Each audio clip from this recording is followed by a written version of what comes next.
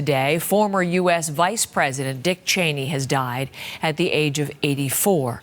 He served as vice president under George W. Bush, the 46th to hold that title, and was considered a leading architect of the invasion of Iraq and the larger war on terror following the September 11th attacks of 2001. Cheney is widely regarded as one of the most powerful vice presidents in American history. His time in government spanned decades. He served under several presidents. But most recently, the hardline conservative became critical of Donald Trump and threw his support behind Kamala Harris in the 2024 presidential election, actually voted for her. Willie Lowry is in Washington with more on what will certainly be one of the big stories today. Let's talk about the effect he had on U.S. politics. Willie? Heather, Dick Cheney leaves a complicated legacy. As you mentioned, he was perhaps one of, if not the most powerful vice presidents in the history of this country, and he helped to steer the U.S. in the aftermath of the September 11th terror attacks. A few weeks ago, you and I were chatting, and you mentioned that for you, one of the iconic images of that period was George Bush when he learnt of the attacks in that Florida schoolroom. Well, Dick Cheney was in the White House and had to go and spend several hours in the bunker that day, a moment that perhaps steeled him for what was to come. He was a major proponent of the wars in Afghanistan and Iraq, and he defended his administration's decision to go into Iraq despite no weapons of mass destruction ever being found for years to come. Take a listen.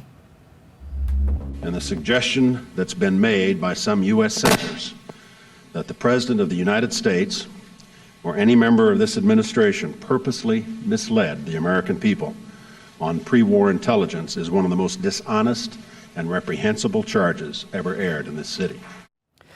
And in those post-9/11 years, he presided over a period really marred by allegations of torture and the mistreatment of detainees, something that has left a dark stain on this country, but one that he continued to defend for the rest of his life. But his legacy is not confined solely to the vice presidency. Over a more than 40-year career in Washington, he wore many, many hats. He was the chief of staff to President Gerald Ford in the mid-1970s.